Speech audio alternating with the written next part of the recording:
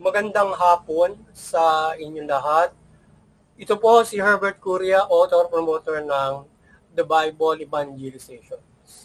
Kakibat ang ating pananalig sa ating banal na Panginoon Diyos, banal na Panginoon sa Kristo, at gabay ng kaliwan na galing banal na Santa Maria, ay ating po ibinabahagi sa inyo sa linggong ito, ang mensahe ng ating banal na Panginoon Diyos. Ang tema ng mensahe ng ating banal na Panginoon Diyos ay ang pagtulong ay kalugod-lugod na handog sa ating banal na Panginoon Diyos. Ngayon po ay babasahin ko sa inyo ang mga mensaheng ito mula po doon sa Bagong Tipan o Mabuting Balita na ang paghahari ng ating banal na Panginoon Diyos sa pamamagitan ni banal na Panginoong Jesucristo. At ayon po dito sa mga taga-Hebreo, Kabanata 13, talatang 16. Ito po ang mensahe. At wag nating kaligtaan ang paggawa ng mabuti at ang pagtulong sa iba, sapagkat iyan ang haing kinalulugdan ng Diyos. Patuloy po natin sa mga taga-Galacia, Kabanata 6, talatang 2, talatang 9. Ito po ang mensahe.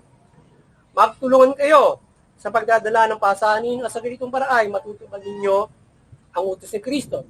Samantalahin natin ang lahat ng pagkakataon sa paggawa ng mabuti sa ating kapwa, lalo na sa mga kapatid sa pananampalataya. Patuloy po natin sa 2 Corinto, Kabanata 9, talatang 11. Ito po ang mensahe. Pasasaganain niya kayo sa lahat ng bagay para lalo kayong makatulong sa marami. Ang bukas palad ninyong pagbibigay ay magpapatibay sa kanila na marapat ninyong tinalima ang mabuting balita. Patuloy po natin sa 2 Corinto. Kabanata 1, talatang 10 at hanggang 11. Ito po ang mensahe. Kami iniligtas niya noon sa tiyak na kamatayan at patuloy na iniligtas. Lubos ang aming pag-asa na kami ililigtas pa niya sa tulong ng inyong mga panalangin. Sa gayon, marami ang magpapasalamat sa kanya dahil sa pagpapala niya sa amin bilang tugon sa panalangin ng marami. Ito po ang mensahe at salita ng ating banal na Panginoon Diyos sa ating pagbabahagi ng mabuting balita dito sa The Bible Evangelization. Ngayon, ating pong pasalamatan ng ating banal na Panginoon Diyos, banal na Panginoon sa Kristo, banal na Espiritu sa tugayin po ang ating banal na Santa Maria.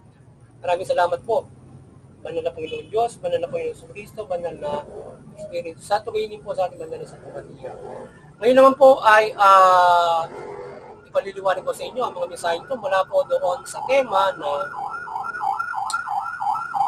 ang pagtulong ay kalugod-lugod na handog sa Panginoon Diyos. Yan. Ngayon po ay ipaliliwanag ko po sa inyo ang mga mensahe ito mula po dito sa temang ito.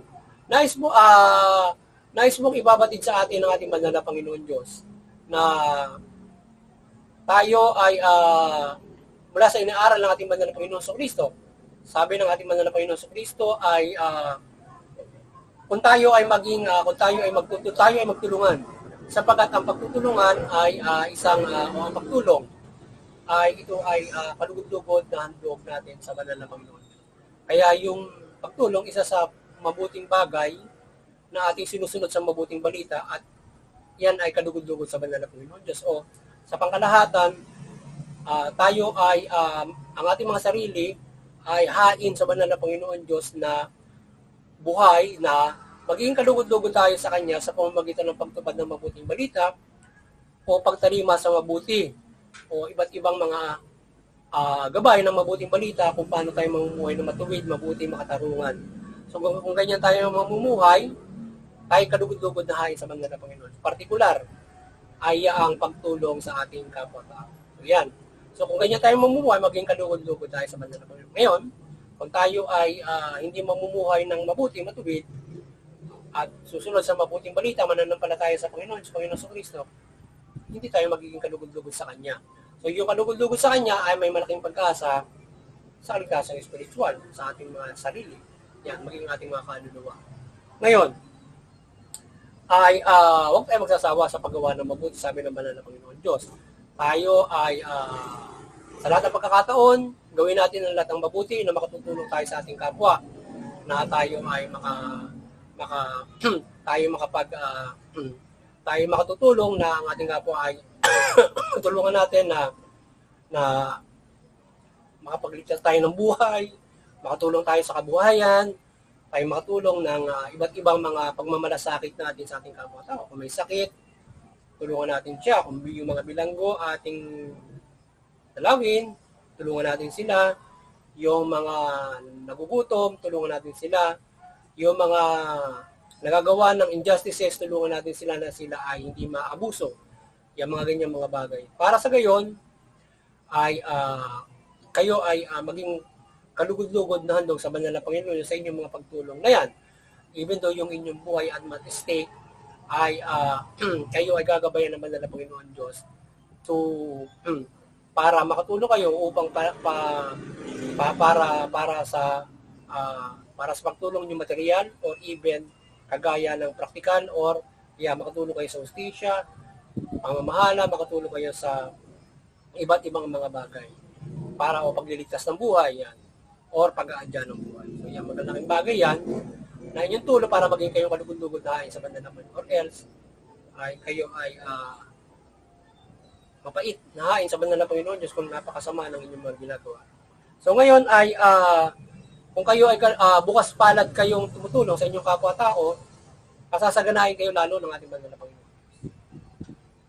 Makikita nyo sa pamumuhay nyo, sabot kaya ng inyong pamumuhay kung kayo ay malugod na nakatutulong sa kapwa-tao nyo, pasasaganahin kayo ng ating banal na Panginoon. Yan. So ngayon ay kaya kayo ay gawin nyo ang lahat na kayo ay makatutulong sa inyong kapwa-tao. So yan. At para kayo ay pasaganahin ng ating banal na Panginoon Diyos. Yan. At hindi lamang sa pagtulong material tayo nakatutulong sa kapwa. Yung kagaya na nabanggit natin kanina, pagtulong halimbawa sa non-practical practical na bagay, yung non-material, practical na halimbawa yan. Tulungan natin halimbawa yung halimbawa isang matanda na nangangailangan ng tulong na tulungan mo siya makatayo, mga ganon. Hustisya, kailangan niya ng hustisya, inequality of justice, tutulungan natin na mapairal yung hustisya ng patan.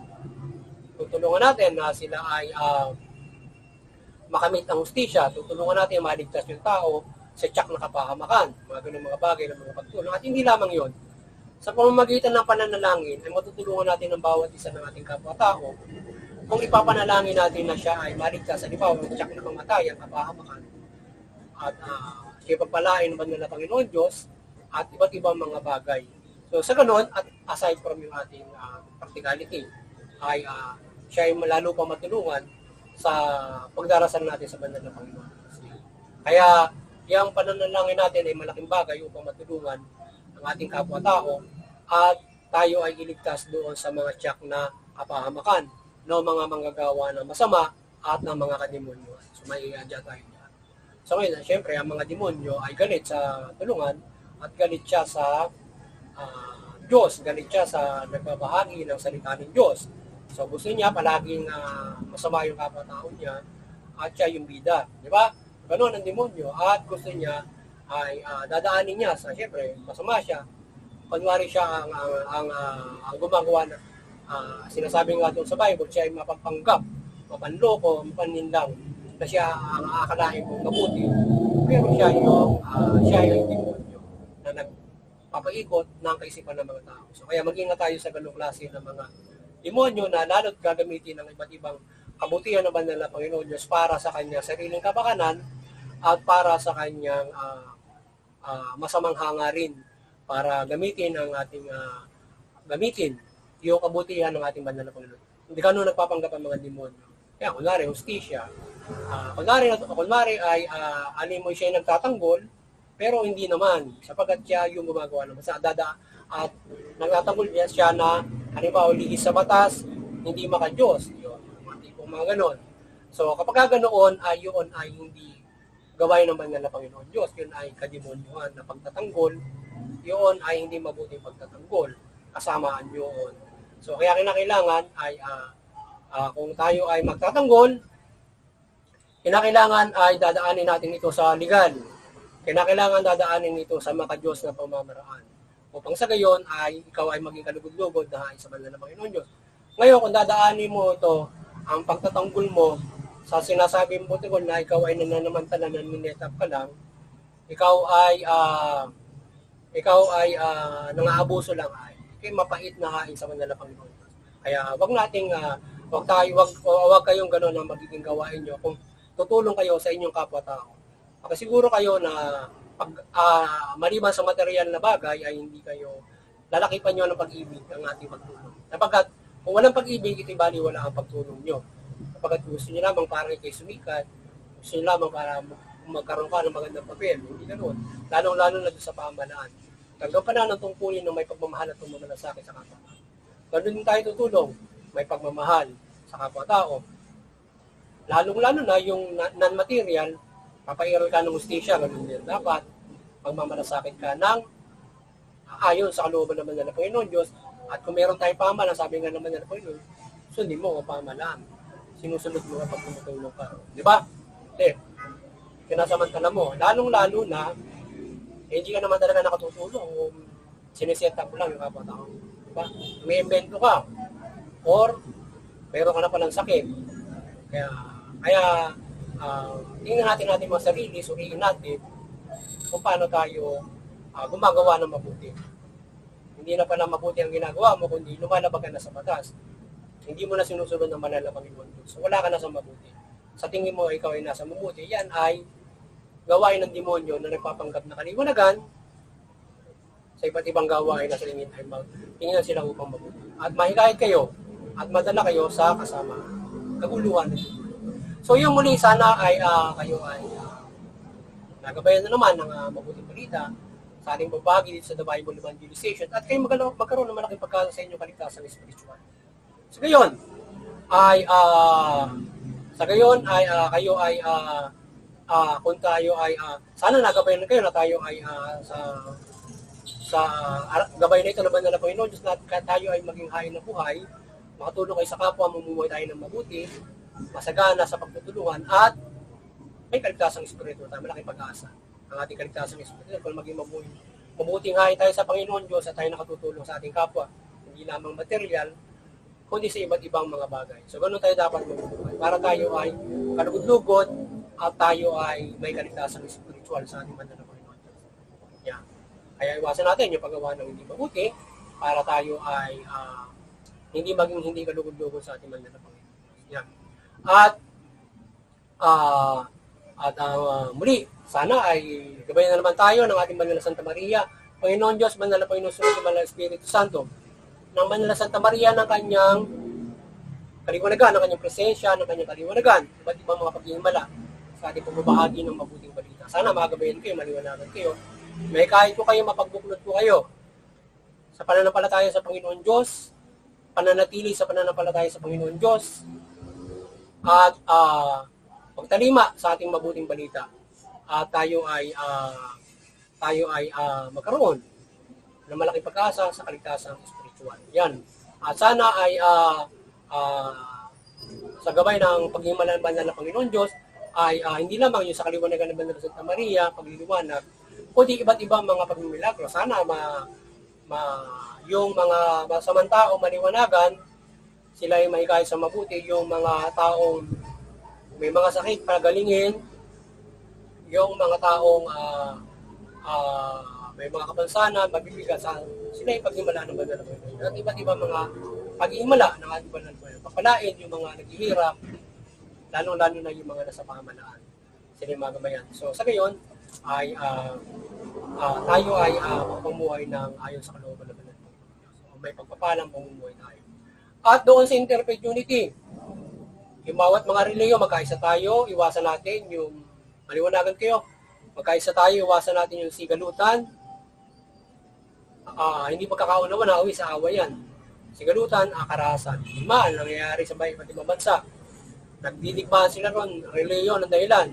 So ngayon, sana tayo magkakaisa dyan para may iwasan natin yung reliyong pa yung nagigingit sa ng mga nawayan, nakakaunawaan. Tapos, nakagagabay tayo ng pagmamahalan. Pagkakaisa, kapayapaan. Paggabay ng common good sa pamahalaan, mga legal. Nagagabay natin kung paano mamamahala sila ng mabuti, kaya ng papayro ng karapatang matao para nai-respeto yung bawat mga reliyon, ng bawat mga bansa, bawat mga lipi, bawat mga bika. Di ba? So, sana magkaisa ang mga bawat mga reliyon dyan. At sa ating munting kakayanan, yung CBCP, ang Vatican Church, patuloy kayong maliwanagan ni Banal na Santa Maria at patuloy niyo pagbuklod rin yung sangkatao sa pananampalataya sa Panginoon Diyos mula Panginoon sa Kristo at mabuting balita. At sa ating munting nakayanan, yan, patuloy nating dinadalangin ng milagro, kapangyarihan ng Panginoon Diyos igabay sa atin mula kay Banal na Santa Maria, ng kanyang presensya, ng kanyang ulagan.